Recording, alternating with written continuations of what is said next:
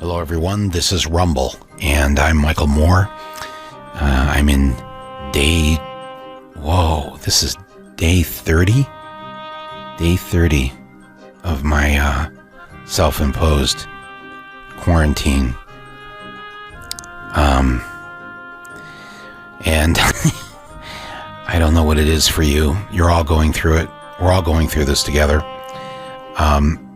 Yesterday on the podcast, I had asked you for your ideas and help as to what we can do, both about the virus that's attacking many of our fellow citizens and the other viruses, the larger, greater viruses that are things we have to deal with in terms of the person in the White House and the system that we have been essentially forced to go along with, live within, follow its rules,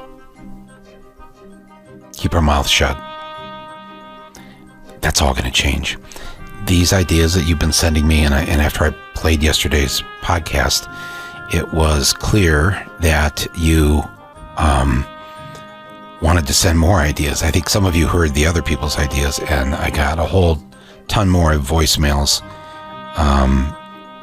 yesterday and today, and also more letters, more emails, more postings. And so I thought I'd take an extra day to include some of the new ones, so part two of your feedback in terms of what we need to be doing, especially we as Americans, that will occur in tomorrow's podcast. So today, and I believe if you're like me, you don't even know what day this is. I think it's allegedly Wednesday. So I have a special podcast that I had recorded just before the pandemic really kicked into full gear in March, and I've been holding it because I'm just looking for the right moment. And I think this is the moment within us sort of envisioning and imagining what will life be like post-pandemic. What are the things that we could be doing, need to be doing? What fresh ideas? Sometimes it's an old idea that we've forgotten about is actually the new fresh idea that's going to help make our lives better, make this country, this planet better. And so I recorded this podcast I did not know it at the time, for this special moment. So for those of you tuning in to hear part two of the feedback from my listeners, that will be tomorrow, Thursday. But today, Wednesday, which is day 30 of my imprisonment.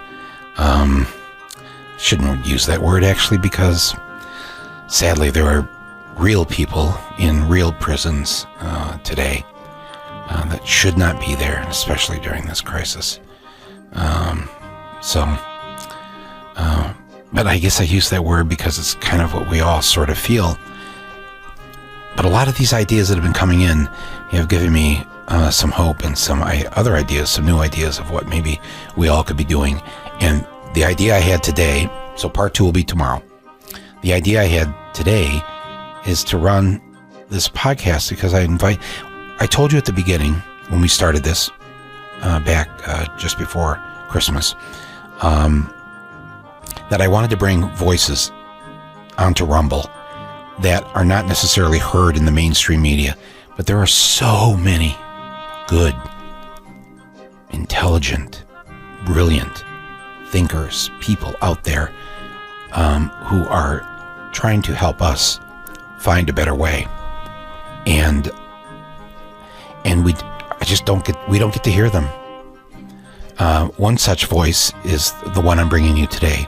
Her name is Jane McAlevey, and you generally will not find her talking to Anderson Cooper or pick any of the shows. She will not be on Morning Joe, although I think they would love her if they like Anand and if they like Eddie. They would love her. But we don't hear people like Jane, from Jane, but it's not just her. I mean, it's been this way for our whole lives, hasn't it? How come we never see Noam Chomsky on any show? Has he ever been on a Sunday morning show? Have they ever asked one of the great thinkers on the left to come in and participate in a discussion? Maybe the problem is that people like Jane and Noam and others don't really speak in sound bites. But it's rare. We sometimes get to hear from Naomi Klein, a few others, but we don't need a long time to list the people who are our brilliant left thinkers, people who are trying to come up with a plan, with a path forward to have the things we should be having right now in our lifetime. And we're all thinking about this now. That's why I asked you to send me your ideas, and I've just been overloaded with everything that you people who will listen to this have been sending me. Because clearly, in addition to all the other things we're trying to do while we're just stuck at home, people are thinking about when this is over. When we hear the pundits talk on TV about going back to normal, I'll tell you what I've been feeling, and I got a feeling that you have been thinking the same thing, some of you. I don't want to go back to normal. I didn't like normal. Normal wasn't such a good deal for a lot of people. And if we are able to hit the reset button now in this once in a century moment, let's do it. That's why I want you to hear from Jane McAlevey today. Somebody that the others, it's not that they don't want you to hear from her. It's just that they just don't know how she fits into the whole discourse, because it isn't about the discourse. It's just about repeating the same old tired tropes and cliches. And we don't get anywhere, do we? Jane McAlevey is not about that. She's about getting us somewhere. She's about us winning. She has spent her life since she was a teenager, straight out of growing up in Rockland County, where her dad, I believe, he was the chief, the county executive, as they call it here out east. It's like the mayor of the county. And he was a very progressive lefty Democrat. And she grew up in that kind of house and went off to the state college, the SUNY, State University of New York College in Buffalo. And right away started causing trouble at 18 years old. You'll hear all about that in the podcast. And we talk a lot about the need for organizing, the need to organize the people where we came from, working class people who make up the bulk of this country and have very little say. Jane McAlevey, she is one of our most important organizers, labor organizer. She's an author, she's a scholar. She is currently a senior policy fellow at the University of California at Berkeley in their labor center. They have a labor center there. They have an Institute for Labor and Employment Relations. She's an author. Her new book is called A Collective Bargain: Unions, Organizing, and the Fight for Democracy. One of the things that we can do right now while we're going through this despair, the fear of getting sick, possibly dying, of losing loved ones, the largest death day so far was yesterday in this country. Every day they seem to say that, because it still seems to be going up. You'll hear about plateaus and all that, and I want to believe that we're going to turn this around, because you and I and everybody else have been very good about not exposing ourselves to others, not passing it around, staying home, washing hands. But of course, the stay-at-home thing, we got to do. We'll have to do an episode on that. It's such a kind of a white privilege thing. Black people and Hispanic people who are staying at home, let's just say a lot of them are being paid to stay at home. All right. And as we've now seen on the news, as they're finally reporting it, it started because very few states are keeping track of the race of people who are dying, but Michigan has been doing that. And once those statistics were revealed a couple of days ago, Michigan, 14% of the state is black, 40% of those dying are black. Other cities and states started to do it, and it's Louisiana, Chicago, 30% black, the city, 70% of the deaths black. And I love these newscasters. Why is that? When you have a system set up with built-in income inequality, much of it predicated on the skin color of our fellow Americans, it's no surprise that people of color end up getting the worst care, half-ass care, or no care. So as we're thinking our way through this, as we're suffering and struggling right now, we must leave some space in our brains for how we come out of this and what we do when we come out of it.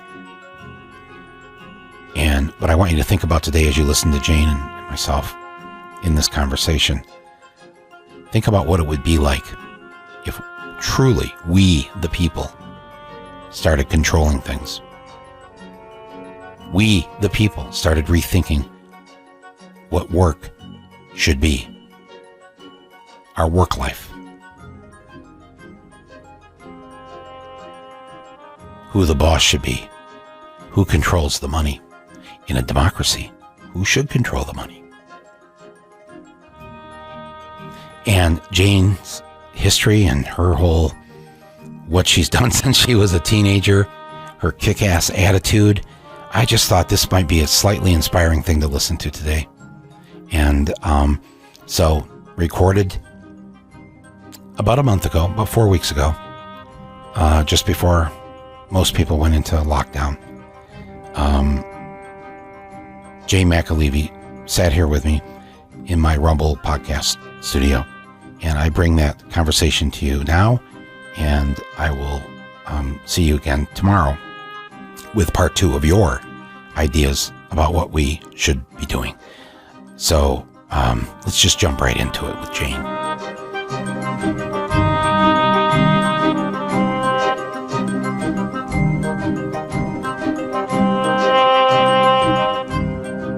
You went to a SUNY school? Yeah, but I dropped out after the first year. Whoa, that's me. Yeah. You can't take my story. Really? No. 1 year I dropped out. No, I did. I dropped out the first day of my sophomore year. Oh. I actually went back after a year of it, and it was University of Michigan Flint branch. So it was a commuter campus, so you had to drive there. Yeah. And they had no parking. And I drove around for an hour looking for a parking space. Yeah. Literally, this is exactly what happened. And after an hour, I just said, fuck it, I'm dropping out. Yeah. And I drove, and I was still living with my parents. You know, I'm 18, 19 years old. Yeah. And I, which was really late to still be at home, by the way, back then. Unlike now. Yes. Yeah. But I say, in my walking away, I told my parents, I said, I just dropped out of college. What?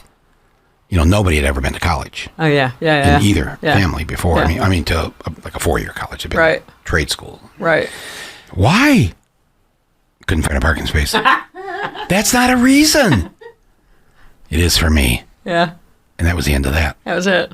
That was it. But why'd you drop out? So I started at 16, so I was like young to begin with, and then you were the Doogie Howser of your college. Is the second week I got to campus, Mario Cuomo is elected. He's in his first term, right? The smarter one, but still a neoliberal. He was one of the few people who.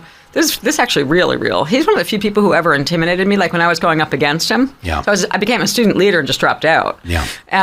So he proposed the single largest tuition increase, right? SUNY had only had SUNY and CUNY, so the public university, which is all we could afford in our family for sure. Right. And I went there because I was like a working class kid at 16 and definitely had no money. So I get up there and like my second week on campus, he's just been elected governor. Season is maybe his second year. Mm-hmm. And so it's early 80s. And he proposes a massive tuition increase.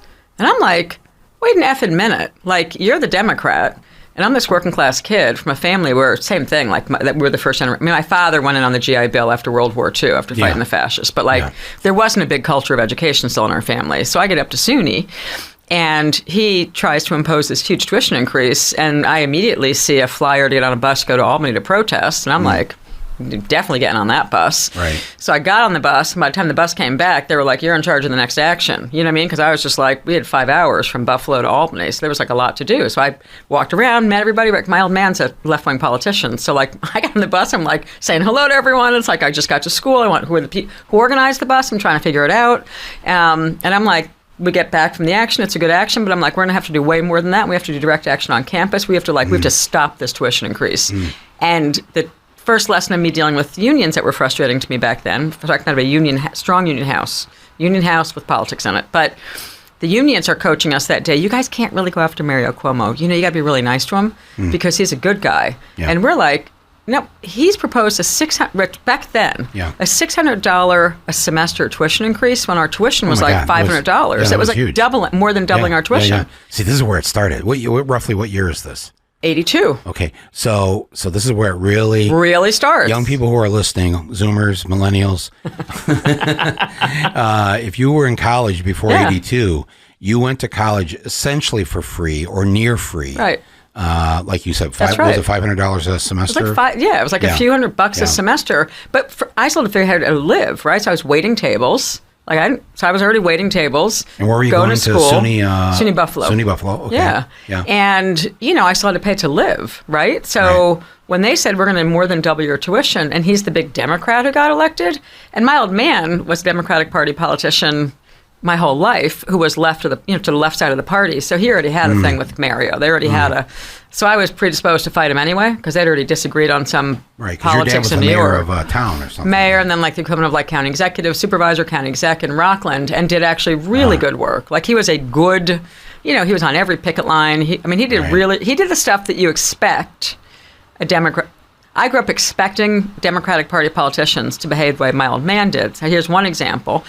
During the drum strike, I think it was, in 1967. No, I don't have any recollection of that when I was a baby. Explain. We're not talking about a marching band of drums. Explain the drum strike. No, I'm talking about the black movement inside of the United Auto Workers. Yes. So there was a huge... So we lived across New York, but the Mahwah plant is right across the border. So Mahwah, New Jersey, when I'm growing up, still has a massive Ford plant in it.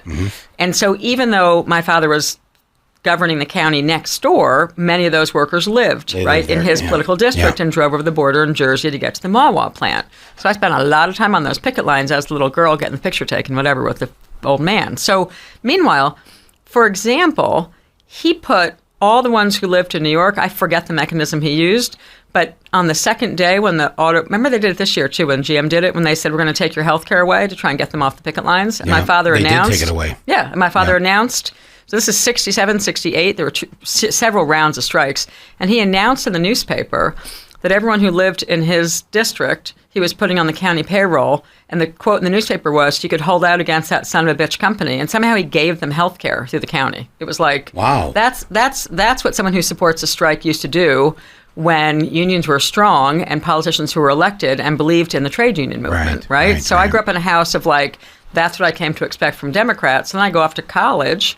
I'm still broke. My mother died. He went bankrupt, whatever. It was complicated. So I get off to college. Right. I'm waiting tables. And Mario Cuomo proposes to more than double our tuition in my first year. Wow. A Democrat. Democrat. Yeah, bastard. So that was it, right? I loved him. Yeah. I mean, he was smart. So then I got elected to the State Student Union as the president, and that's when I dropped out the next year. So they elected me. I moved to Albany. We had a State Student Union, it was called, for all 26 campuses in SUNY. Wow. People paid dues. That? It was already organized. I just got elected because of the role I played in the Stop the Tuition campaign, and we beat them. We stopped the tuition increase that year. Were you ever arrested? Oh, many. Yeah, I spent. Then during the divestment campaign, which was 2 years after the tuition increase. Anti-apartheid. Anti-apartheid, yeah. So an anti-apartheid fight. So now I'm the student trustee, I'm the formal student trustee, because I'm the head of the State Student Union. Yeah. And our State Student Union was strong enough that we changed our rules to manipulate it so that the little trustee, they set up a separate system for how a student trustee got elected. we changed the bylaws of the State Student Union and essentially made it so we took over this fake student association that the chancellor set up to get a different student leader to be the trustee. But like, I'm elected by 26 campuses at that point, right? So we manipulate the bylaws. So I become the official student trustee. So I'm introducing the resolution, right, to divest the State University of New York. It's 83, I want to say, or 84. Yeah. And the leaders before me had been introducing it for a couple of years at that point. So we thought, screw it, we got up the ante here, right? It's time to go. Like, we got to win. So because I had an access pass to the state, let's get to the point. How did to you the get state arrested? university headquarters, and we already gotten arrested once, but this was we were up in the ante. So we wanted to pile a ton of people in, take over we had done a strategic analysis of the building. So you were able to open a door that you had no right to open. So with I a pass, you had no right to. So I came in with a ton of chain link around me. I wore this peasant dress, and I had a ton of chain link that was like never get through metal detector. But I made it in with my pass.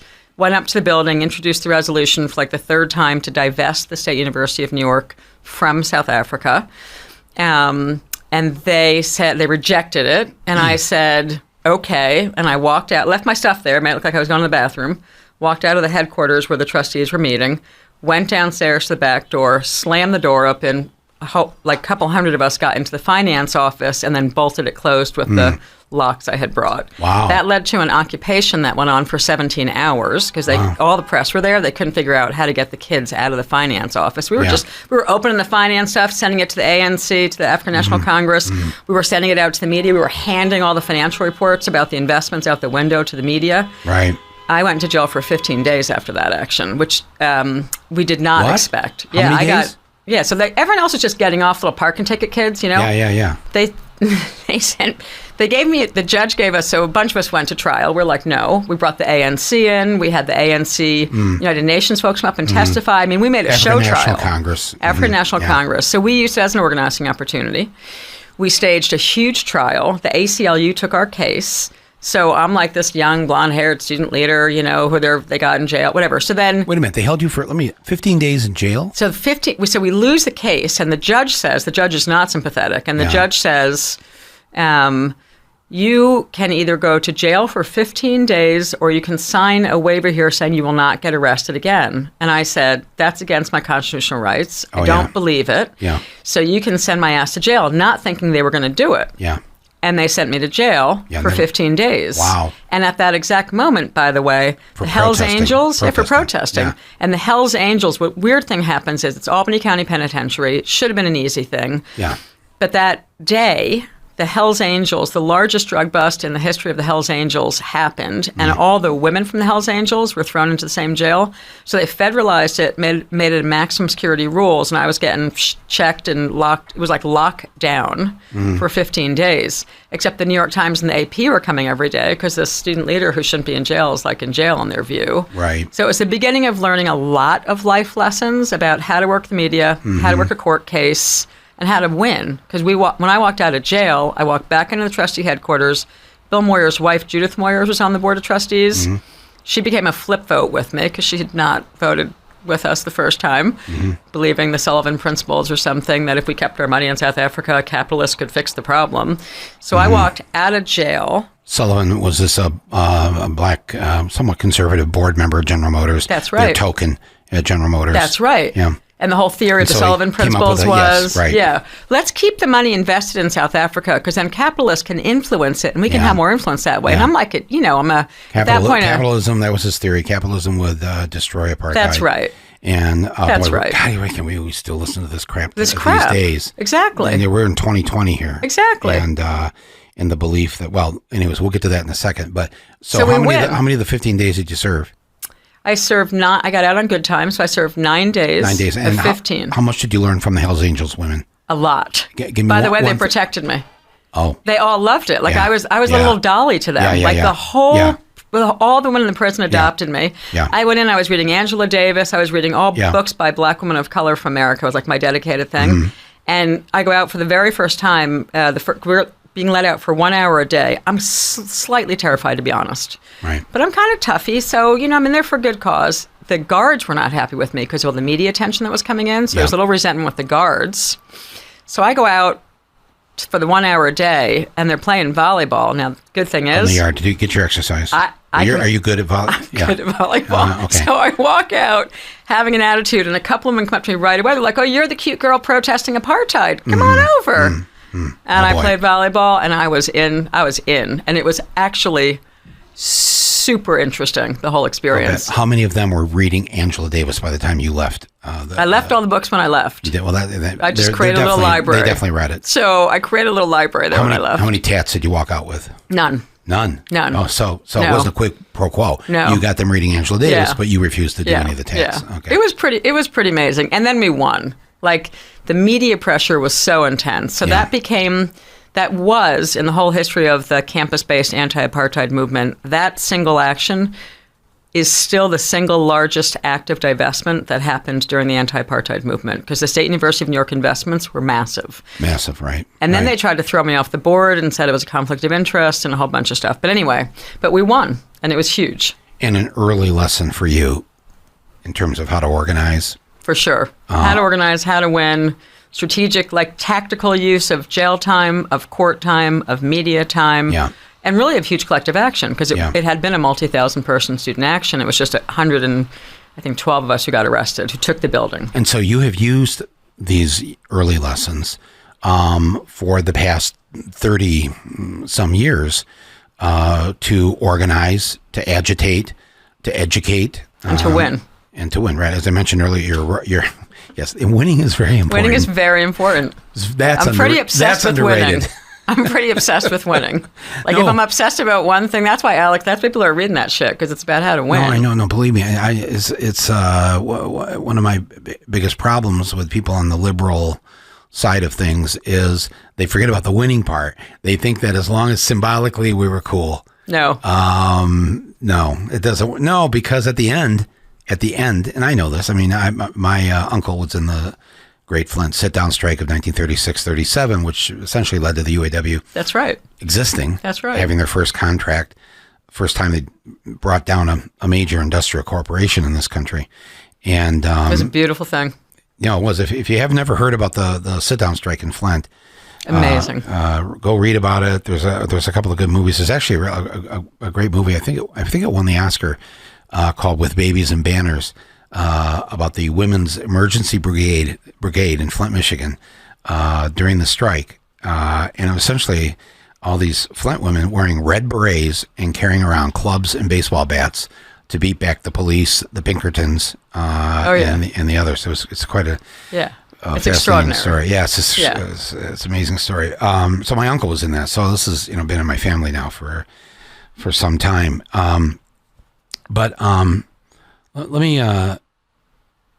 Let me start with this. Okay. I understand why most people, their main job this year is to get rid of Donald Trump. But some of us have decided to take on two jobs. That's right. Job one, get rid of Donald Trump. Job two, get rid of that which gave us Donald Trump. Damn right. Because he didn't fall out of the sky. Which is a bunch of neoliberals from the Democratic National Committee. Yeah, well. And Joe Biden's part of it.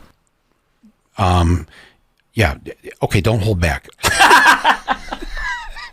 So, I mean, my position, and in the end of the book, in the new book, in Collective Bargain, I say in the last chapter, I sort of sum up the beginning of my time as a full-time trade union organizer, and then I come in when Clinton and Blair are ushering in sort of a new kind of, like what they call new labor, right?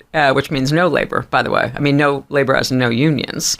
So I start the last chapter by talking about hitting the trade union movement as a young trade union organizer full-time under the Clinton regime in the 90s and watching first the NAFTA debate go down. And global, my view, and this gets right back to Biden and why Bernie matters, and what I say in the end of the book, which is, let me just say what I say. First thing I say is globalization was nothing more than straight union busting. We didn't get democracy in China. We weren't promoting democracy, my ass. Globalization had one objective, which was to de-unionize the quote-unquote West. which they did a pretty good job of, which is why right now in Germany, and the work I'm doing with the unions in Germany, they got the same problem happen. It's just happened a little bit slower than happened here, right? Those jobs are going. Forget the myth of the works councils, the German model. Maybe we'll come back to that. It's a bunch of bullshit. Workers don't know how to go on strike and defend themselves. They're in trouble, right? So at the end of the book, I say that. And I also say what we cannot do going up against Trump in 2020 is afford to have a corporate Democrat as the candidate. Because if we do, we're repeating 2016. And one thing you and I share, by the way, besides politics and a set of values about unions and working people and the state of misery in this country, we were both some of the only people who publicly somewhere actually predicted Trump was going to win. And I did that with some Nation reporters on the convention because I was running a huge union organizing campaign in Philadelphia in 2016 where we helped 7 hospitals. We won 7 NLRB elections. That's National Labor Relations Board elections from the ground up, right? People say you can't do that. It's bullshit. You can do it. So if you're doing good organizing work, you can win. It takes a lot of energy. It takes a lot of doing things correctly. It takes bringing the community in. It takes building a power structure to beat the bosses, but we can still do it. So I was part of a 7 hospital organizing campaign. We just kept winning, one hospital after the next, bottom-up campaigns in Philadelphia in 2016. So I'm on the doors with a team of organizers and 7,000 registered nurses in and around Philadelphia, and we're literally in the exact demographic that the Clinton data wizards are telling us is how they're going to win Pennsylvania, which is the Hillary blacks, Clinton. the Hillary Clinton people. Yeah, black. So here's their theory. I go to them at one point to say, do you understand that we have 7,000 mostly women, black nurses who live in the side of Philadelphia, and then white nurses who go out to the suburbs.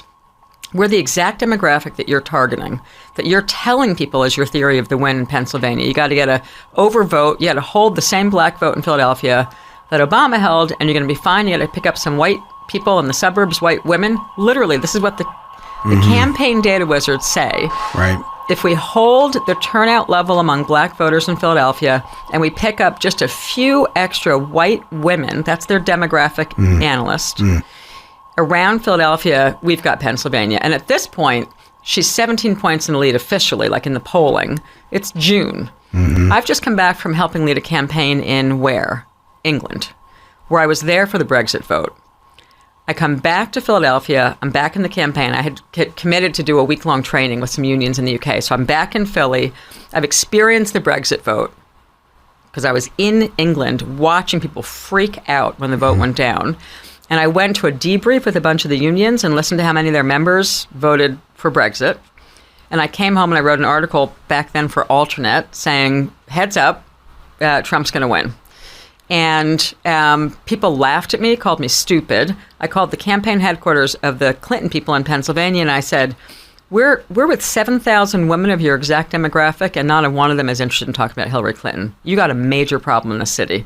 And if this is your theory of the victory, you're losing Pennsylvania. So then I wrote an article about it. Then I did an interview with someone at The Nation magazine during the convention and said, she's going to lose. And they made fun of me, which led to a very long interview after the election where they made up for me for making fun of me, saying she's 17 points in the lead. I'm like, I'm a union organizer and I can read people, and she's going to lose the goddamn election unless something really different happens. Yeah. So at the end of the book, I say this, the new book, I say what I lived through in 2016 in the key demographic that the Democratic Party corporate elite believed was their strategy, and it wasn't a strategy, and it didn't work, obviously.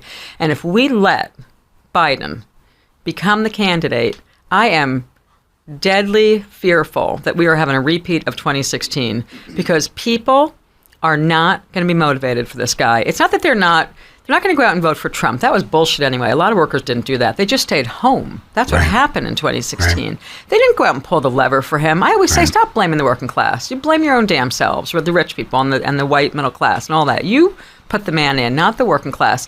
They just sat home, some of them, because it was such a depressing concept to elect a candidate implicated in globalization, in closing down their factories, in moving their jobs offshore. And in the case of Biden, where we have the most beautiful energy in the country right now in the trade union movement has been a lot of the education strikes, right, that I've been working with teachers unions and a lot of the big education strikes.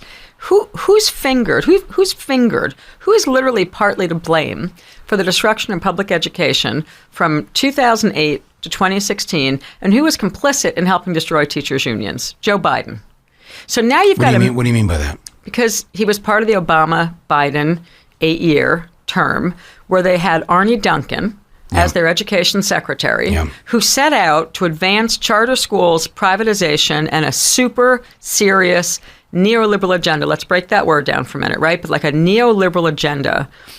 They waged a war, the Obama and Biden team. They just did. I know people don't like to talk about this, but you got to be honest about what they did. Yeah. And Arne Duncan was the architect in most shortcuts. So I go deep into who Arne Duncan was in the years leading up to what led to the takeover of the Chicago Teachers Union by good teachers who finally won and took it over in 2010, fighting Arne Duncan, who then gets pulled into D.C. to become the education secretary, right? He is like enemy number one of every teacher in this country, and that's who Joe Biden is associated with. That he was the vice president under the administration of Arne Duncan. So the teachers unions are on fire right now. I mean, that's the locals, right? That's why the Los Angeles teachers came out and endorsed Bernie last November.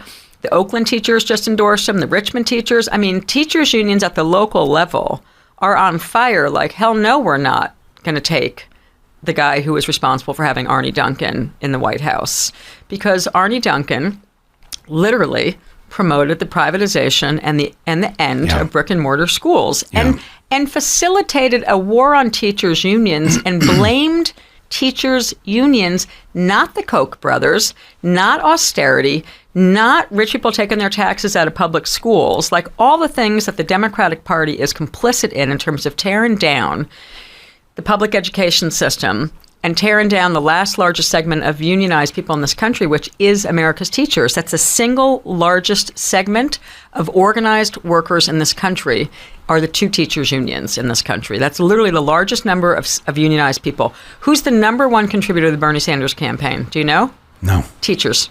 Is that right? Yes, I was going to say nurses. It's amazing. Teachers. Teachers make. So you look at the contributions. If you analyze the contributions, this grassroots swell of support, the number one donor to the Sanders campaign, $18. The biggest single source of individuals are teachers all across America supporting Sanders.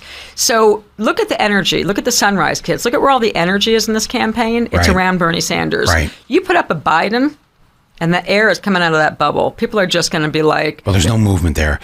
I also was in the UK in June of 16. That's how we both knew. So we saw Brexit happening. That's right. And we saw how they were pulling it off. And I came back, and during the convention, I was on Bill Maher, and I said, I hate to say this, but Trump's going to win. That's right. And he's going to win. And I named the states. I said he's going to win Michigan, Wisconsin, Pennsylvania, and Ohio. And I got booed. People did not want to hear this. But look, I've lived my life making these films and doing the things I do. I don't care. Later I know 5 years, 10 years now, someone will come up to you on the street and say, I wish I'd listened to you. And I'm like, fine. But, so it makes it so hard in the moment where you're trying to explain to people how this is going to go down and how much we risk having 4 more years of Trump. And we can't. With Biden. We can't. We can't risk it right now. Climate change, as I see the future, no matter what happens, we have a Supreme Court that's just locked down conservative and getting worse. We got a federal judiciary that's getting worse. I think that people in this country now they see that Roe v. Wade's about to be overturned, probably. Sotomayor, good job, but still, this is an ideological court, and our side is in the minority, and they're going to start overturning every damn thing. I think that the next place they're going to go with trade unions, by the way, is overturning collective bargaining. Absolutely. They're literally going to do Wisconsin on the whole country. Yeah. They have you can see the argument in Janus, if you listened, which I did, and read the transcript of the February 2018 hearing on Janus. It was very clear to those of us who are trying to pay attention to the power structure and do some power structure analysis, those mofos are going to overturn collective bargaining. So there's really serious stuff coming from the Supreme Court, not just a woman's right to choose. Far worse stuff is coming. As bad as you can get is coming. So that's just real. So if you go back to 1932 and the moment we were in 32 in terms of income inequality, rising populist right around the world, we are in the early 1930s. So 1932 is when Roosevelt first won. Exactly. So Roosevelt wins, and I say in the history chapter in the new book, I walk people back through history,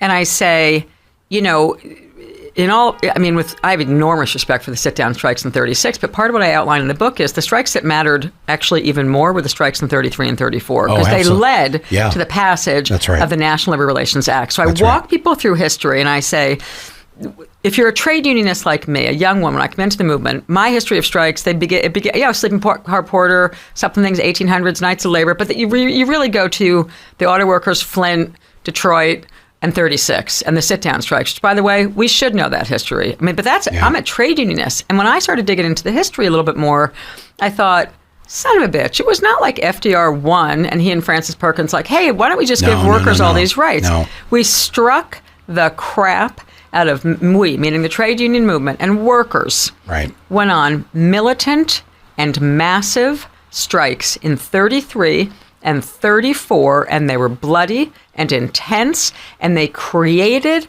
the pressure to force the change that got us Fair Labor Standards Act, Social Security, the National Labor Relations Act, and a hell of a long list of things that the New Deal got us. Labor, that's right. 8-hour day. Strikes. Yeah, strikes did it. That's right. That were militant and illegal.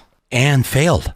Yes. They didn't get unions. We never talk about the things that fail. But I always talk about... But they won in the big way. From 1932 to 1934, how they tried it then, the sit-down strikes or whatever in Flint, and were crushed. They were crushed. And people thought, that's the end of that. But there are so many historical examples of when you stand up, and yes, you may initially be crushed.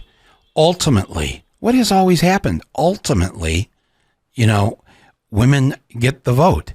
This is like, we're in the 100th year of that this year. Right. That's right. The women of 1848 at Seneca Falls, who had their first women's convention to start the movement. I think I was just reading this. There was only one woman alive who was a teenager at that convention that actually got to see and vote in 1920. Yeah. That was it.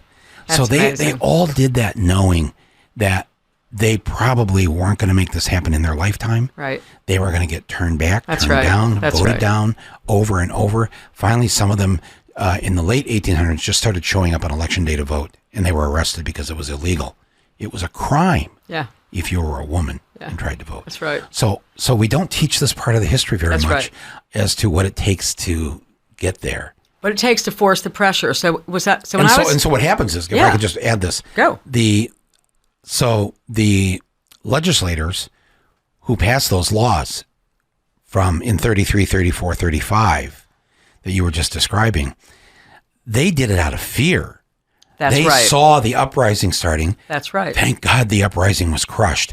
Now you know what we better do? We better throw a bone or two to fix some of the more egregious things, like 10-year-olds in the factory. That's right. We better and little girls burning down in fires. Yes. Yeah. We better fix that.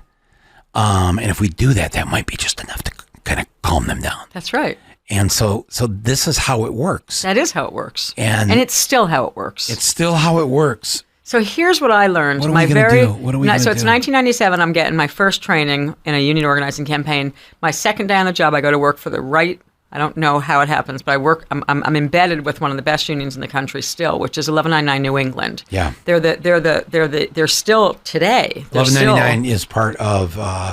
Now it's part of SEIU. It's part of but it's always been independent inside of the union. Yeah. Right, and even that's a long story. But let me just say the training I received as a young trade union organizer. Now I already had organizing skills. Right, I had been running local campaigns. I'd been arrested in jail, won a bunch of stuff as a student organizer, won a bunch of campaign. I went down and worked at a place called the Highlander Center in the South to learn about popular history, and that was the Congress of Industrial Organizations' original labor education school. People think of Highlander as the school where Rosa Parks and King and the Civil Rights Movement got their training, which is all true. But before that, it was the Congress of Industrial Organizations labor education school. So I go down there at age... That's the CIO of the AFL-CIO. Correct. Thank you. So I go down there... That's okay. I'm the millennial whisperer. I go down there. On the show. I go down there as a 22-year-old to get recruited to work at the Highlander Center to do what? To create a radical education program about globalization and the downfalls of globalization. This is pre-NAFTA, right? So I'm 22. I get recruited to move down there because at This is Highlander... after you were in jail with the Hells Angels. I went to Nicaragua in between, learned Spanish, came back. Oh, don't ever run for president. Don't say Nicaragua. By the way. Nicaragua. I hate when the white people can try and pronounce one word, but anyway, so that's why I don't do it on purpose. But anyway, I wanted to go learn Spanish, and I also thought it'd be good to check out the revolution. And frankly, I had told my old man, right, so go back to him for a second, left-leaning and smart Democratic Party politician. He always wanted me to run for office. And I said to him, nah.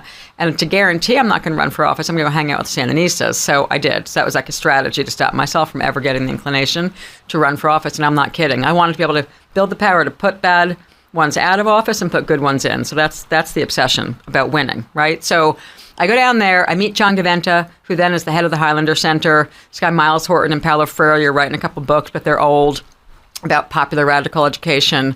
And I actually think it was a tremendous gift for when I went into the trade union movement, because I'd spent several years in the South really focused on, one, the impact of deindustrialization and what globalization meant as the plants were closing in the South. Two, watching that if we didn't do the political education well with rank and file workers, I got recruited because Highlander folks started hearing good workers in the South say things like the Mexicans are taking our jobs. So they hire me to create an education program so that largely white and black workers in the American South begin to understand who's really to blame for their jobs going south of the border, because it ain't the Mexican workers, that's for damn sure. So I'm 22 and I create a bilingual program to bring maquiladora workers, Mexican workers, up from the factories, and we start touring the South with Mexican workers who are talking about the conditions. And then I start putting delegations together through the Highlander Center to bring factory workers from the South to the maquiladoras. And we start this radical education program, and suddenly thousands of American workers in the South are saying, wait a minute, it's not the Mexican workers stealing our jobs. It's goddamn corporations in this country who are actually ripping us all off, right? Which is, we were trying to build a global workers movement, which is still part of the work as I see it. I've never seen the building of a new militant trade union movement as just a domestic question. It's not, and it can't be, right? So, right. But let's go back to 2021, and 2022, and 2023, and 2024. The difference. You mean the future? Yeah, and I mean, what's the plan? Because we got a plan. I mean, in progressive labor movement, we got a plan. So it looks like this. One, the difference is that the sense of urgency, which is always strong, right? I mean, every day there's misery and someone dying of opioid crisis, to me, is a sense of urgency. But the climate crisis is making the sense of urgency even different right now. So I think the only way that we're going to be able to deal with the power structure that is so lopsidedly against most of us right now is when workers do a hell of a lot more of what we started doing in 2018, which is walking off the job in very large numbers in strikes that are both legal and, frankly, illegal. And in order to build what I outline, frankly, in all of my books, but especially the new one, I outline a couple of things. One, exactly what it takes to build a strike-ready union. Like literally my life work since I've run strikes is about what is the work behind the scenes? What's real organizing work? How do you take a potential Trump voter? How do you take someone who's confused about who's to blame for the crisis in their lives? That's what I was doing at 22 in the South with maquiladora workers, right? Same challenge my whole life. How do I meet? The thing I love about union organizing is the boss hires the members, right? The potential members. Like when we walk in to do union work, let's say I got 1,000 nurses in a hospital, and they share no political vision. They share no political value. They're there because the boss hired them because they need a job. And suddenly if you call and say we want to form a union, and then the boss hires the union buster, who, by the way, we got a union buster in the White House right now. Same strategy. Racism, sexism, anti-immigrant sentiment, division. So every single unionization campaign I've ever had the pleasure of running is like a mini fight with Trump, because they hire professional union busters to come in and start with racism and sexism, and they start sowing division among people. And the job of a union organizer is to figure out, how do you actually build deep solidarity among no less than 90% of the people? Because you can't win. In this country, in my lifetime, with the union avoidance industry, we can't win a hard union fight until we build 90% unity across every kind of worker in there. So the skill set to take a potential Trump voter and get them into a room to realize not only are they not against the union, they're actually for the union, and help them understand, even though the union buster is saying unions are bad for all these reasons, our skill set is about literally building human solidarity. It's the construction of solidarity. That's what real organizing is. And it's hard as hell, and it's also the most satisfying, beautiful work on planet Earth, in my opinion. So we're going to have to do a hell of a lot more of that to get to 90% and off strikes to make it look like it's 1933 and 1934 in this country in 2021 and 2022 and 2023, regardless of who wins. What do you say a young person's listening to this right now, and they're working at Home Depot, they're working at Starbucks. What can they do, and where can they go to learn how to not get fired, hopefully, but to organize their workplace? And this is down a very small level. This is just not a big global thing now we're talking about. We're talking about organizing the Starbucks on the corner of 80th and Broadway. Yeah. How is that going to happen? What can they, if they're listening to us right now, where can they go? What can they do to help build this? I don't even want to say this revolution. Right? They're only thinking about themselves and how they're trying to get through the day at that Home Depot or that Starbucks.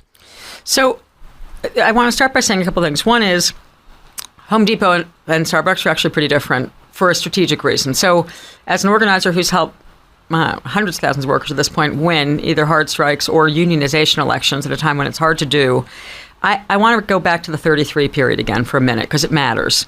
In the 1930s in this country, the left organizers inside the trade union movement, which is who I identify with and who my organizing tradition comes from, it's a CIO origin to the training I got.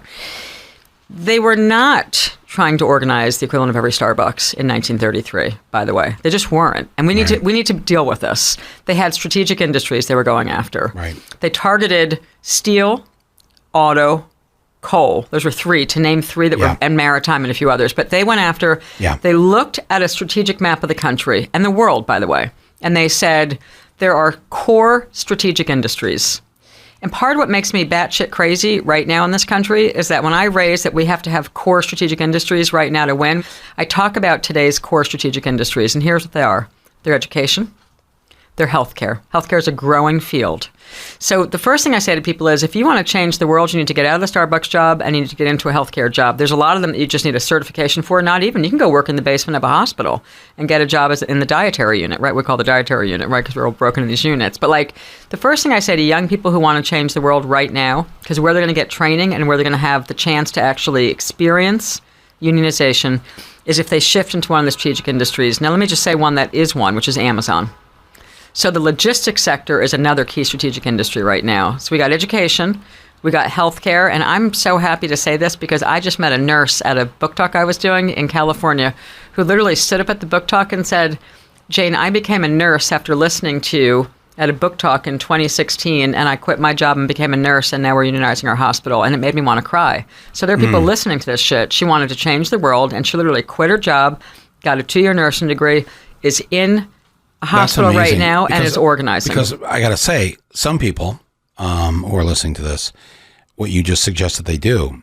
It's how we do it. Quit their Starbucks job, quit their Home Depot job, and get into a sector where we can organize. That right there to most people just feels like, oh, what? But it's not. It's not, Quit right? my job? I know. Sorry. But if you want to change the world, this is what we got to do, people. And we got to have a strategy and we got to move. So okay. So you're in the kick-ass zone of... we got to win. I'm not kidding, right? The plan is burning down. So we have a strategy. So there are strategic industries, just like there were in the 30s. So people got to go into them. They actually got to move into them. That's what I've been doing my whole life, is helping people in strategic industries where it's harder to fire them, where the job is not going to be offshored. But I want to go to Amazon for a minute because part of what I say in the book too, and I go at some length in this, I go back to historical records in the opening chapter of the new book, which I call 12 Years of Freedom, almost, in parentheses, I put almost, is the period, I studied the period from when FDR is elected, then the passage of 1935, the National Relations Act, until Taft-Hartley, which is the law that begins to repeal workers' rights in this country. So I say there was essentially 12 years of worker freedom, real worker freedom. Until Roosevelt died. In parentheses almost, because there are issues with black people, there are issues with the farm work. They left out the nanny. They made it so that some black people, mainly agricultural labor and domestic labor, were excluded from that act. Okay. Right. But many black people in the Great Migration left the South, went to Detroit, went to Michigan, went to Pennsylvania, and were incredibly important in the unionization of the big factories. So millions of black people experience and help lead radical change in this country and create the American dream in that 12 years. So we got to be real about that too. But meanwhile, if you were serious about organizing in the 1930s, as many of us are today, you got to pick a strategic industry and you got to take a job in it and you got to get in it. Now, Amazon, I outline in historical documents in the opening chapter the conditions in the average auto plant, and I write them in detail. I take historical records where like sociologists were going in and studying the work environment in the plants. Yeah. And I write, like I take a bunch of quotes from these reports, and I say the conditions in 1933 in America's auto plants were no different than today's Amazon plants. The conditions were shit. The workers were considered precarious. They were laid off, fired, kicked out, hired, brought back, laid off. We had no security for them. And it took a lot of workers sacrificing in a lot of rounds of strikes in 33 and 34 that we didn't win to actually force the unionization of those auto plants. And so people need to go into Amazon and have the same damn fight, because there is no magic solution to how we're going to fix Jeff Bezos and the billionaire class, but pick strategic industries, take jobs in them. And by the way, don't just like go in there and be like, hey, union, and think that Sally Fields holds up a sign and that's how we do it, because we don't. So then you got to start getting some serious training. Will Sally Fields still be there though anyways, even without the sign? Can we at least, so good. Can we promise Cardi B? Can we just say somebody will be? It helps. It would be so I'm good. Just saying it would helps. be good. Okay. It'd be good. You'll be there. Yeah, I will be there. Okay. But right? but I don't. Can we commit right now if a bunch of kids from the 80th Street Starbucks go work at Amazon or go into the education sector or the healthcare sector, you'll show up for their picket line? I'm not quite Cardi B, but I will do my I'll do my best to be myself.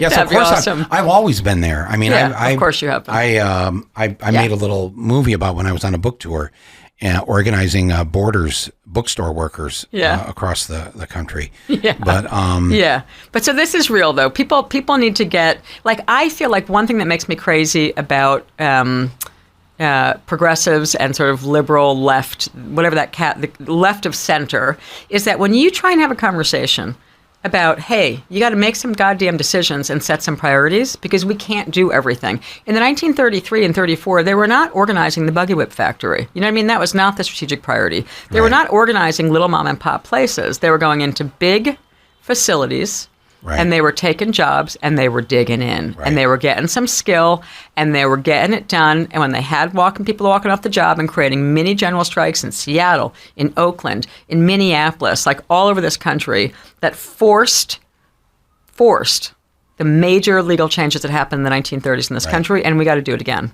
And we got to do that whether that's Sanders, frankly, like an FDR moment, and if it's Trump, we really got to do it, because we're going to have no damn choice. And what I'm encouraged by is that more workers have gone on strike in the last 2 years than have in the last 34 years. My entire adult life in the labor movement, we've had more workers on strike in the last 2 years than we have for my entire life in this trade union movement. And I am damn encouraged by it. There are workers taking illegal strikes from West Virginia to Arizona, to 75,000 walked off in Arizona. That was illegal. West Virginia strike, teachers get together with the bus drivers and the cooks. It was key that the bus drivers went with the teachers. The teachers alone would have had an injunction against them. It took the solidarity of the bus drivers saying, we ain't picking the kids up, that closed down the schools. That 34,000 people walking off the job closed schools down. That wasn't just the teachers. That was I write in the book that the most important part of that strike, sorry teachers, I love you all, was the bus drivers, because I interviewed a bunch of the superintendents in West Virginia during the strike. Yeah. Who said, I was calling into them, cold calling. This is cute. You can cold call a superintendent during a strike in a state like West Virginia and say you're a journalist, and they answer the phone, which wouldn't happen in New York or California, right? But they pick up the phone, and I said, oh, sorry, I'm doing a story about the strike. I'm just wondering, why isn't there a legal injunction yet against the teachers? Because there was in the strike before that in 1990. And literally the first one said to me, okay, you can't use my name. I'm going to tell you the real truth. He was totally sympathetic. And he said, teachers had told me which ones to call. And he said, because state law says that the first job of the superintendents, this is about strategy, I'm going back to strategy, the superintendents have to guarantee the safety of each child. And so as long as the bus drivers, the superintendent said, I call the bus drivers union every morning and I say, are you guys coming to work today? And if the bus drivers said to me no, then I just canceled school. Right. Because we can't let kids stand on the side of the road and get run over by a car waiting for a school bus. That's strategy. Yeah. That's very true. So we need a lot of strategy, and what I hear is a lot of mamby-pamby horizontalist bullshit by leftists today who don't know how to think about power structure analysis and strategy. And I spend a lot of time writing these books right now because I'm trying to teach power structure, analysis, and strategy. Strategy flows from it. I was down there in West Virginia around the time of this strike there in 18 or 19. And let me tell people who are listening to this, the payoff for the teachers, because the bus drivers would not drive the buses, which then effectively shut down the schools. That's it. The administration decided, and the state education commissioner and all this, they had to end the strike. So they offer the teachers a fairly good package, not as good as they wanted, but better than halfway. That's right. And the teachers wouldn't take it unless the schools made the bus drivers That's right. and the cafeteria workers part of the same deal. That's right. That's called human solidarity. That's right. Yes, because the teachers they could have taken their nice little package and run. That's right. But they know what the bus drivers did for them. They understood it. That's right. And they also built it. Like when they took so this is really important too, because the whole strike was illegal. So when the teachers were, the rank and file teachers were forcing the strike essentially on the position holders inside the unions. I call them the position holders, the ones who held the positions. The rank and file teachers start forcing the question of the strike. And one of the things that they did, the brilliant things they did, again, this is about strategy, is that when the teachers, the official position holders in the two teachers unions said, well, we're going to run a teachers only strike vote. And the teachers said, no, we're not. We're going to run a strike vote across every school. And we're going to do one big strike vote. And we're going to have the cafeteria workers and the bus drivers put their ballots, and we're going to run a school-by-school geographic strike vote. So the first wedge for solidarity began with the rank and file teachers saying no. And when I interviewed the head of the bus drivers union at the time, he said, in 1990, they told us that we weren't even allowed to go on strike. So this was about rank and file workers reading books, learning history, doing their homework, and setting a high bar on human solidarity. And that, brothers and sisters, is the lesson of what's going to have to happen in this country. Right. And for me, it's like I'm trying to figure out which states, which markets, and which sectors, trying to make a map of the country like we were doing in the 1930s. And, some of us are. Like, where do we have to go, when, under what conditions, and who's going to have to do it? Because even under a Sanders administration, the difference is he's going to understand what people are doing, as FDR did. Just like, by the way, Lyndon B. Johnson did. The tapes when you listen to Martin Luther King talking to LBJ about how do we pass the key civil rights legislation in 64 and 65, we know that because we had it on tape, which we don't have from the 30s, but we have tapes of Martin Luther King talking to Lyndon B. Johnson, and Johnson saying, you got to go create a crisis, because I can't move these SOBs in the Congress unless you go create a crisis. And that's exactly what was happening in the 1930s. Smart people understood that in order to make profound change in the United States of America, you have to be able to do what I was taught in my first year as a trade union organizer, my second week, because there was a huge strike my second week, which was a gift to me in the end, which was my leader of my union, 1199, said to me, McAlevey, you're on the night shift. Get some firewood, wear some cold shit. It was in the winter, 1,000 nurses on fire in Rhode Island at Women Infants Hospital. My first week on the job, he's like, you're low totem pole, you're on the night shift, right? So I'm hanging out with these nurses on strike in the middle of the night. And my union leader says to me at the time, here's the most important lesson, McAlevey. If you can get 100% solidarity among the workers and they can walk out, it's what we call creating a crisis. And if you can create a crisis for the boss, the workers are going to win every time. But if you can't create a crisis for the boss, the workers are not going to win. So I got trained by a brilliant leader who actually taught me and all of us the fundamental lesson in this country about power, which is if you can build to 90% unity or greater among people who come to work and have no political affiliation, you can help build solidarity among them quickly. And they walk off together united, and you build what we call unbreakable human solidarity. That's what it takes to have a big strike. Unbreakable solidarity, because the boss is going to throw racism, sexism, anti-immigrant stuff, everything at them, right? And fear, right? They're going to drive fear like no one's business. So if you can build structure and build 90 to 90% unity and unbreakable human solidarity, and workers walk off the job in strategic industries, you're going to create a crisis for the capitalist class, and that's how we win. Starting in 2021, and in 2022, and in 2023, or the planet's going to burn down, and people are going to die from more of an opioid crisis. Like they are coming for everything, this rich class, and we got to be ready to be smart, set priorities, be strategic, and save the damn place and build a better democracy. And we got to do it with an internationalist view. What if they're smarter than us? They're not. I mean, I really don't believe they are smarter. Doesn't look that way. No, I don't really believe they're smarter. Speaking of winning, they're winning. Oh, they are. Winning. Yeah, hashtag winning. I'm serious. No, I'm serious too. I mean, Yeah. I literally, I've had the pleasure of not losing almost any campaign ever, and it's because I had good teachers who taught me, and I understand how to create a crisis, and I understand that organizing is not some magic thing. Like, you don't actually hold up the sign. It kind of upsets me. I'm going to go back to Sally. It's not Sally's fault. I like her. But like, most of the like Hollywood dramas or like whatever passes for union popular lit in this country is just wrong, right? So part of why I keep writing the books and part of why I keep outlining what real organizing is and why Alex Press is reading all those books, right? And why the DSA, all these people are reading these books I'm writing is because I am quickly trying to educate a new generation that you do not walk in and go, hey, everyone, let's, this boss is a jerk, let's have a strike. That is not. That doesn't work? That does not How about this? work. Attica. No? No, that doesn't work either. Oh, okay. No, you actually have to, the thing a good organizer has to do, fundamentally, is shut the fuck up and listen.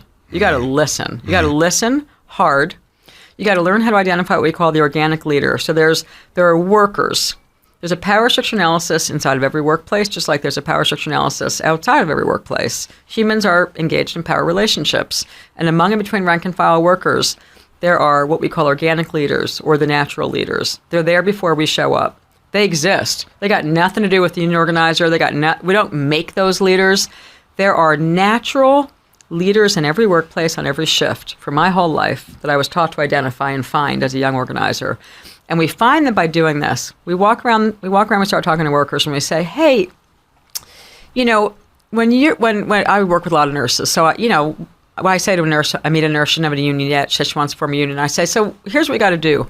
You and your coworkers have to figure out how to build the network of the most respected nurses in your hospital, unit by unit, shift by shift. Because when the employer war starts against you, and they start firing people on this union campaign, if you haven't recruited the most well-respected nurse leader on each shift in each department, your campaign's going to fall apart. Because it's only the most respected nurses who are usually not pro-union. So this is very important, which I explain in the books. The most respected worker leaders are the ones we most need. Not the loudmouth, not the activist, not the one who brings in cookies in the break room. None of them. Yeah. We need to find that nurse, in the case of nurses, but it's true for every worker. You need to find by asking a lot of workers, when your manager comes and tells you to do a procedure and you don't know how to do it, who's the nurse that you turn to teach you that procedure quietly? Because that's how you start to figure out the network of the respected worker. It's not someone who's loud. In my experience and in our tradition, we're taught to understand that they are usually never coming to the union meetings because they have a lot to lose. They usually have the best shifts. They're in a good relationship with their manager because the manager understands the same thing a good union organizer does, which is that nurse is key to keeping her whole department moving in the case of a nurse, right? They're really good workers. Yeah. They lead the other workers. They teach the other workers. So how do you win them over? You win them over by listening a lot, by engaging what we call a six-step organizing conversation, which I wrote in Jacobin. In the November issue of Jacobin, and the Thanksgiving issue, I wrote a piece because I was listening to a bunch of young people yelling at people about Sanders versus this one and that one, and I'm like, you got to stop yelling at people. It doesn't work that way. So I wrote out the sixth step. I wrote out how to have a conversation to win your family over during Thanksgiving. And I actually wrote it out in Jacobin magazine in long form. And I said I modeled how I do a conversation with the worker who's skeptical of a union. Yeah. So I start by, the first thing I got to do besides be honest about who I'm and why I'm there, we're honest. The second thing is the ratio is 70-30. Like, you have to listen 70% of the time, and you cannot talk more than 30% of the time because you got to get that worker engaging with you. And the most important thing you have to do in step 2 in a 6-step conversation, everything is methods and discipline in our work to win. You got to say to them, look, if you don't say what issues do you want, what issues are in your department, wrong question. You don't say what problems are here, wrong question. You have to look at the worker and say, hey, if you could change 3 things about the department tomorrow, what would you change? Because every worker has an answer to that. Or if you say, if you could change 3 things about work tomorrow, what would you change? That's not an ideologically loaded question, and every worker has an answer to it. Right. So they tell you, I'm doing too much overtime. They're keeping out. Our call pay is not very good.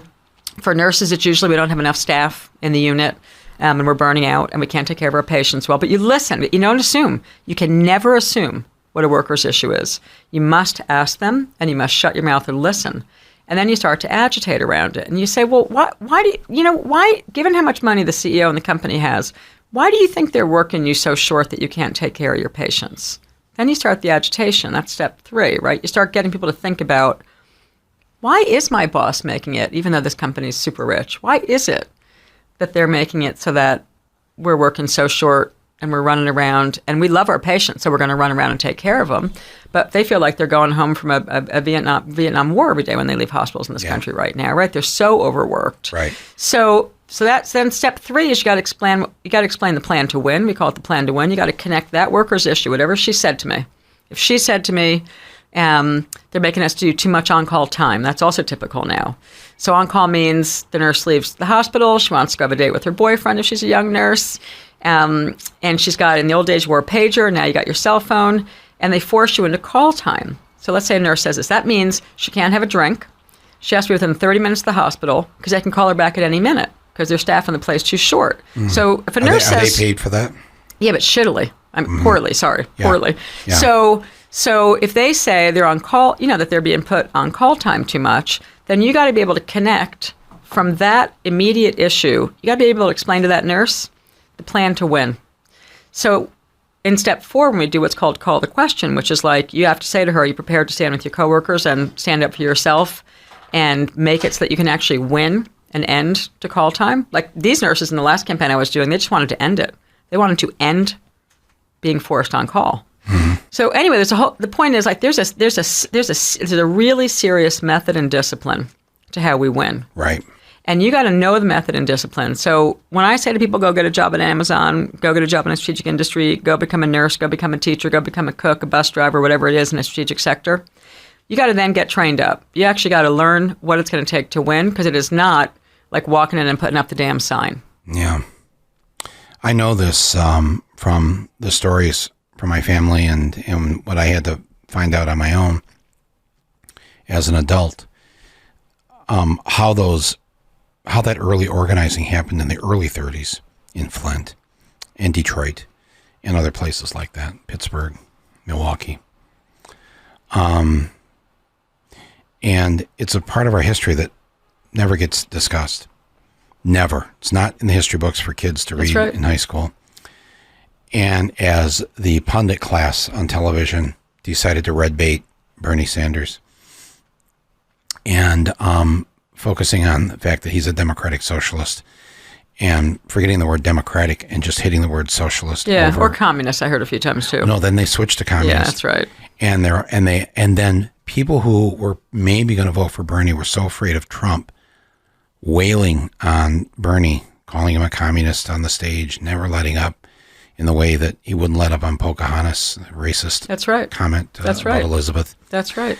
And so people got afraid that, oh, no, we can't, and I watched this and I started thinking, wow, these people, these pundits, first of all, they have no clue that we wouldn't have the middle class, what's left of it, if it hadn't been for those strikes. That's right. Those strikes, because they allowed and brought about a living wage, health insurance, all the stuff my dad had, my grandmother had, working at AC Sparkplug for General Motors.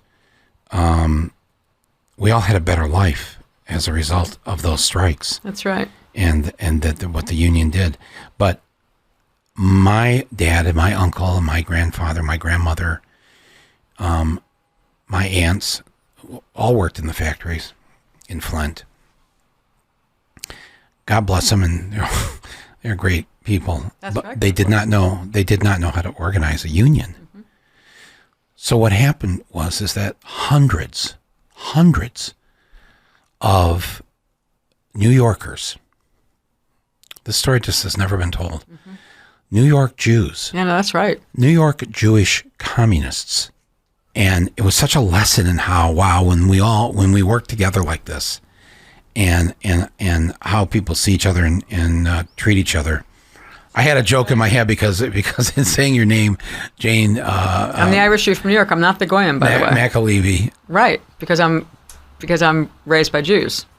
Is that it? Yeah. No, yes. That's a joke. No, it's not a joke. It's not a joke. I'm not the Goyim that way. No, that's what I mean. It's like my father. So what is this, like a Scottish or Irish? My father remarried. My mom dies when I'm a baby, and my father remarries, and he marries a teacher union leader, because who was endorsing his campaigns, right? So anyway, then I'm raised by a Jew under all of the traditions of the Jewish faith, even though I'm like, I present very blonde. People have no idea that I can rap in Yiddish and rap down, the high holidays and first Seder and second Seder. I'm looking forward. It's coming up soon. I was just planning it with my brother last night. So, and talk about the story of liberation, right? Like I love Passover because I think the story of liberation from slavery is an extraordinarily great holiday, frankly. Right. And those of us who've spent our entire adult life winning campaigns, which I have had the pleasure of doing, in very hard fights, learned the tradition from the people in the 1930s. Right. I'm exactly 3 generations from them. I can tell you exactly who trained my leader and who he was trained by. Wow. Like those of us who can do this, we call it the tribe. We're in a tribe. It's like talking Jew talk, but it's actually a union organizer talk. And a bunch of us are also Jews, but not all of us. But like we talk about ourselves as a tribe because we come from a certain training lineage and we're still winning. If you look around the trade union movement today, you hear a lot of, we can't win, labor law's broken, got to change it. Stop and get to work, right? Like some of us are still winning and we've won the whole time. And we've won because we're super serious about method and discipline. Look, I've lived in hotels most of my adult life. People are like single, childless, whatever. Like I am addicted to this work. I am here to do this work. And there is a way to do it. And you can become a soldier and you can win. We wake up in 2021, we got to strike the shit out of this country and win. So the history is not buried and it's related to all these books, by the way, because it's in there. Right. Well, I really appreciate your no fucking around attitude here. That's what we need right now. That's right. You can't fuck around, and you can't fuck around when the boss is starting to bear down on workers in a campaign either. So step 4 is you've called the question, you frame the hard choice, you let the worker know, look, you got to stand up, or you're never gonna be able to get off-call pay unless you and your coworkers decide to stand up and fight your employer, and we're going to help you figure out how to do that. But you yourself are going to have to do it, right? It's a hard conversation. There's nothing easy about a tough union conversation. It's a hard conversation. And you got to explain to workers how it's going to work and what they themselves have to do. Because we can't, they got to do it in large numbers, and it's going to be risk, and you got to talk about the risk in it, and you got to give them what's called a thoughtful plan to win. So step 6 is next steps, follow up. You got to give them an assignment, follow up with them, make sure they're doing it. Step 5 is crucial. It's called inoculation. What inoculation means in a 6-step union conversation is that we have to say to the worker what the boss is going to say. It's called giving them the poison before the boss does. You got to lay out what the boss is going to say as soon as the union campaign surfaces so that they hear it first, and you have to process with them why the employer is going to say that they're going to fire you, close the hospital, move your job, lay you off, and everything else they're going to tell you. That the union dues cost too much, that you're going to go to union jail if you don't go on the picket line. Like there's a whole series of things that every employer says. And we got to say them to the worker first. So we do that after they've committed, they've signed the union card, and then we say, and here's, again, the effective way to do it is we do this. We ask a question. We say, so what do you think that your manager is going to do when she realizes that you've signed the union membership card? So the smart organizers do it by asking. Remember I told you we're asking questions. We're not telling them things. And we want to let the worker think out loud about that. And then we're going to listen to what their fear is. I don't know. Maybe I'm going to lose my vacation this summer. I have a good one planned. Because that all happens. They start canceling the vacations on them and when the union button goes on. So we let them walk through the phases of what we call the boss fight. And then we do inoculation. We say, so why do you think your manager is going to do that? So in the Bernie campaign, which I talk about in that article, I'm like, what do you think is going to happen? What are they going to say about Bernie? And why are they going to say it? They're going to say he's a communist, he's a socialist. They're going to say he's mean. They're going to say all these dumbass things about him. Now, why do you think they're going to say that? And you have to get into a conversation. So inoculation is a crucial part of a good, effective organizing conversation. And every time what happens is the workers come back in a union fight, and with Bernie, there's exact relevance. The worker, and as soon as the campaign surfaces, and the boss puts out the first flyer, the union's going to put you in union jail. You're not going to make any decisions. You're going to be forced on strike. Your dues are going to be huge. I mean, this shit is right out of a cookie-cutter book that they have called the Union Buster Manual. So the workers call us up and they go, Jane, they just said that. And then they also realize, and we say, right. They're like, how'd you know the boss was going to say that? And we say, because it's in their training manual on how to defeat you. So what are your final words of advice for people who are going to be voting in the next week or two? We got to get ready to have massive strikes, legal and illegal, starting in 2021 in this country, to force a reckoning with the power structure and create a crisis. The new book is A Collective Bargain. Unions, Organizing, and the Fight for Democracy. And if people want to learn how to do this shit, they seriously just need to read that book, because it ain't about going out there and lollygagging. It's about fucking winning. Well, from your lips to the ears of our national electorate, thank you very much for being on my podcast. This has been very enlightening, I hope, for people listening. All of you who have the fight in you, now is the time to stand up. Don't wait. Things are happening on an hourly basis as we speak. So get involved. Don't give up. Don't despair. That's the boss's favorite weapon is your fear and your despair. It's called futility. Right. It's a strategy on their part. Don't let futility set in. Get up and go. Too many people have been feeling futility in this That's last right. week. And we're not going to win that And way. it's a killer. No. It's an absolute killer. No. And the planet's burning. So get off your ass and get campaigning. There you go. Thanks so much, Jane. Thanks to everybody who listened to Rumble here on this episode. And we'll be back again most likely tomorrow. Awesome. Thank you. Thank you, Michael.